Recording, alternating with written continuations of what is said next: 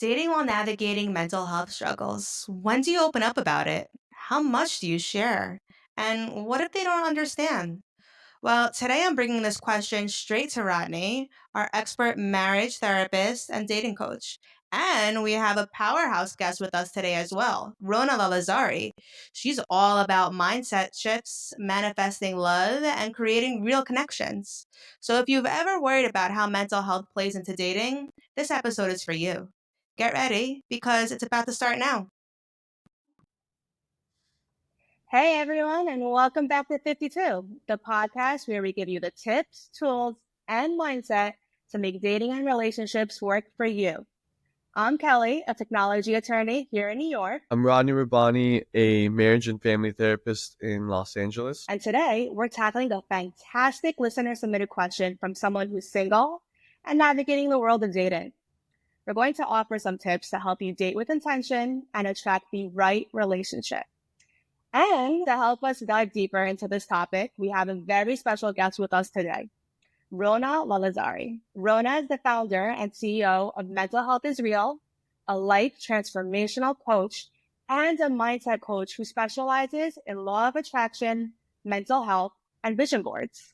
She's also the host of the podcast, The Divine Download, where she empowers people to create lasting change in their lives.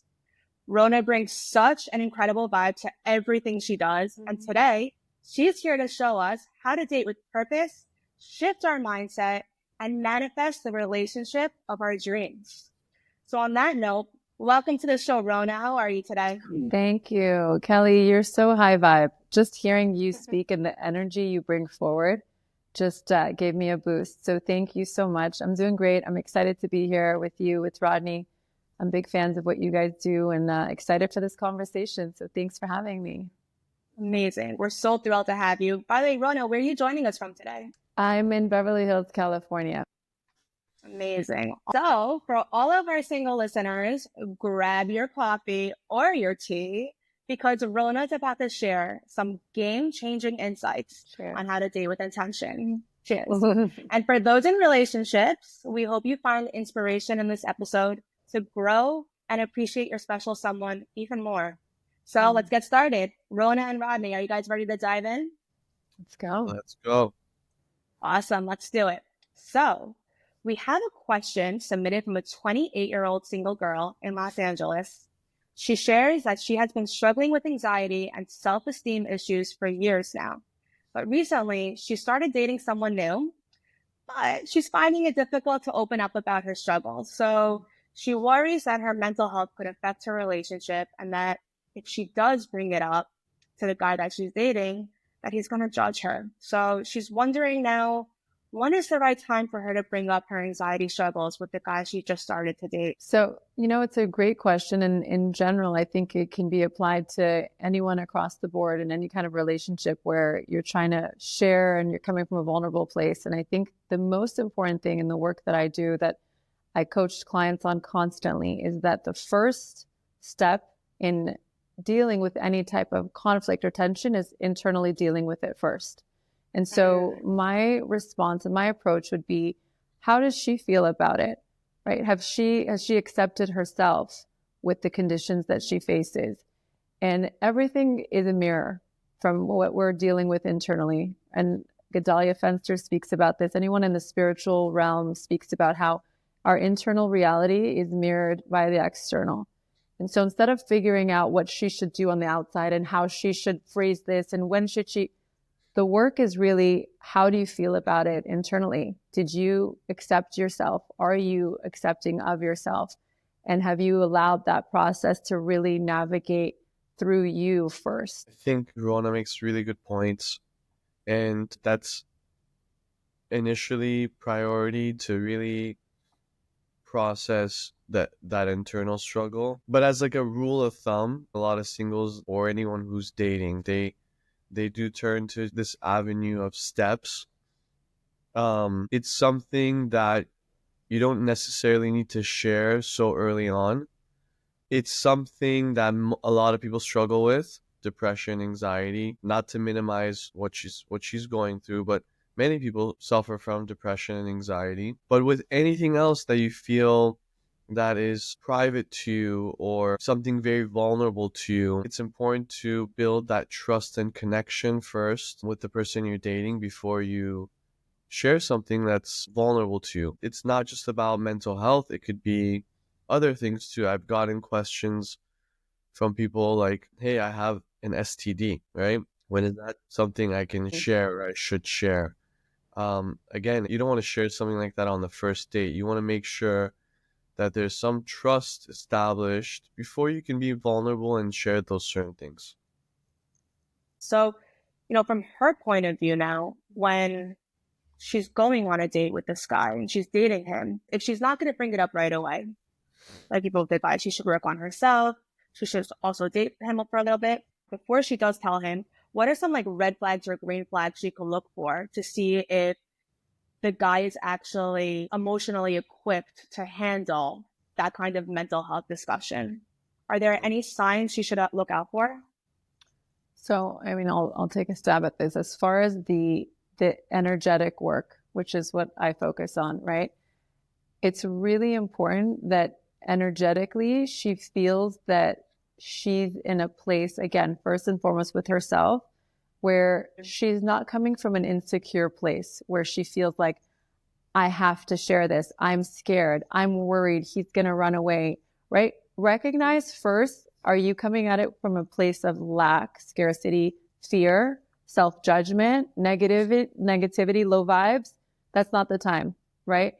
The warning signs should really be energetically. Or does this feel like an energetic opening where I'm like, wow, I feel so inspired to have this type of connectivity, trust, like Rodney's talking about. I feel like I'm coming from a place of inspiration where that trust is there. I feel high vibe. I feel good about this.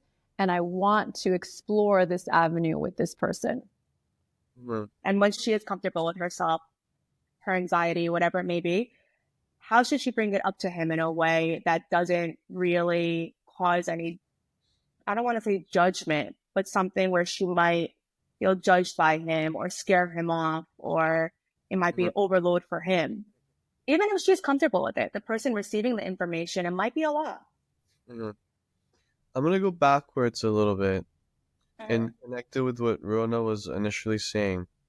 What is the purpose of even sharing this?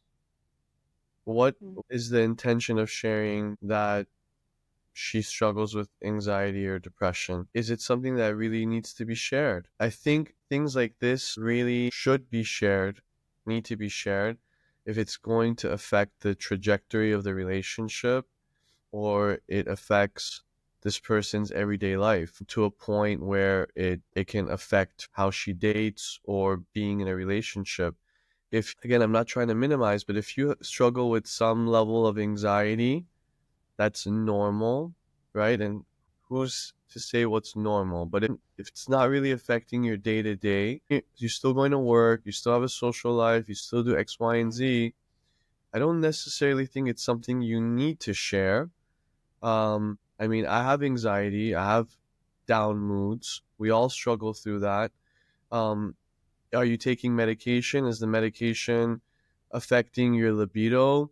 Is your depression or anxiety affecting leaving the house? Is it really affecting a level of dating? Then you can share. So it sounds more like there's a level of judgment and how this person might be perceiving their own anxiety and depression, which I think is the bigger topic of a discussion here. So I want to, whoever sent in the question, I want to examine that. But let's say it is something that's really disrupting your dating life, or it's something significant. I think you should share that, or how to evaluate that with the person. You want to be at a point where you can feel safe enough that they're not going to judge something like that. The person in front of you is mature enough to be able to have a healthy, non-judgmental, unconditional conversation with you, which is hard to find, but through conversations you could tell if someone's judgmental or not.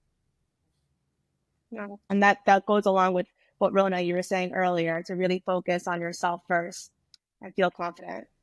I talk to my kids about this all the time. It's just kind of like a life rule, right? Like people treat you based on the cues you give them. And that's the same in dating. It's the same in showing up for a friend's birthday party and you're not sure if you feel insecure or you feel confident. They take their cues from you. So if you're in a relationship and you really have done the inner work where you've accepted yourself and said, yeah, I am an anxious person, or first of all, I don't even like labels. I have ways I respond, heightened emotional response to certain things. Certain things trigger me, as do, like Rodney said, so many of us. But really being able to sit with that and own it and know that it's a part of the larger picture of who you are, and being in a relationship where, yeah, that's going to come through, but your comfort and security in that, if in any way you are approached by somebody who judges you, then you know they're not for you, because you know that your inner work has been done. So if it's not in alignment, then it could just be they haven't done the inner work. And that's just as important for you to know. Thank you for sharing that. And, on this topic, now from the guy's perspective, when she's ready to bring it up, whenever it may be, our listener, she brings it up to the guy.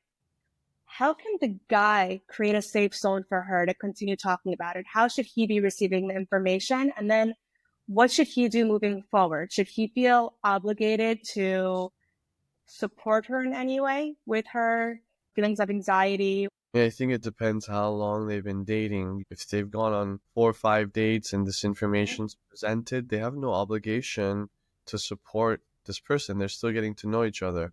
Now, if they become boyfriend, girlfriend, or exclusive, again, there's no obligation, but it would be a really nice gesture of support to check in or to have discussions about that level of anxiety or down mood. I think in general, if someone is being vulnerable with you and sharing something, you should always respond with a level of non-judgment and unconditional love and support. So if this guy were to be listening to this episode, or anyone in this situation, if someone is being vulnerable with you, they're sharing something with you like that, you should always respond with love and compassion and being unconditional. Mm-hmm. Yeah, it comes down to how much work that individual has done on themselves. Like I always go back to this point where it's, we've heard this saying, hurt people, heal people, heal people. And this individual can only give at the capacity that he's healed his own wounds, right? And his own insecurities and his own anxieties. So if he's up for it, it means he's done the work and he's there for you. If he isn't, it's not that you're not worth it and you're not amazing. It's that he's at that capacity. That's his maximum capacity. And that's important for you to know. Amazing. So for our listener who submitted this question, 3 very important things to take from this conversation. Number 1, focus on working on yourself and who you are and be confident and secure in it and love yourself. That's number 1.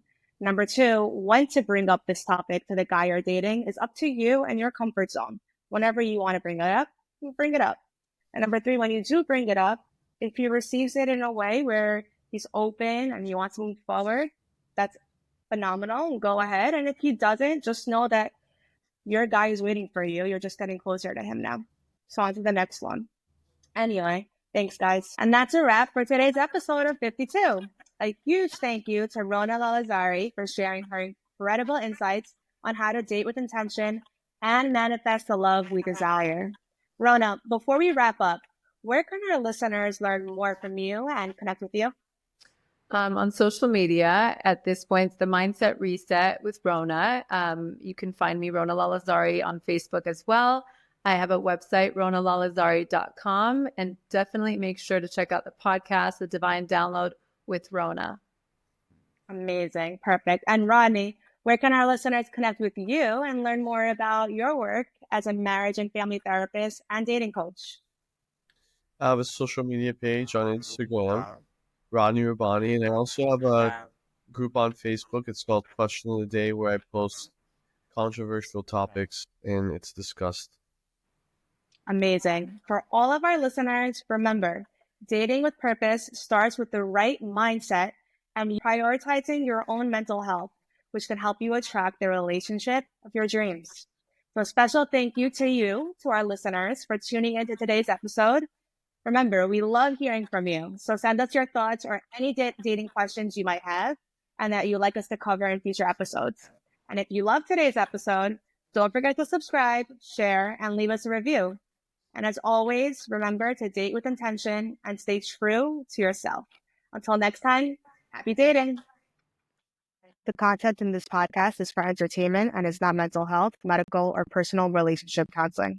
It is not a substitute for professional expertise and judgment from a licensed healthcare or mental health professional.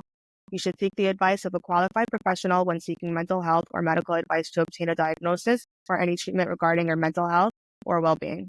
The content in this podcast may not be applicable to you and your specific situation. Topics discussed in this podcast may include information that may be considered sensitive or emotionally charged to some people, and therefore listener discretion is advised. References to third-party resources are for informational purposes only, and 52 Inc. takes no responsibility for the content of those resources. This podcast is copyrighted 2025 by 52 Inc., all rights reserved.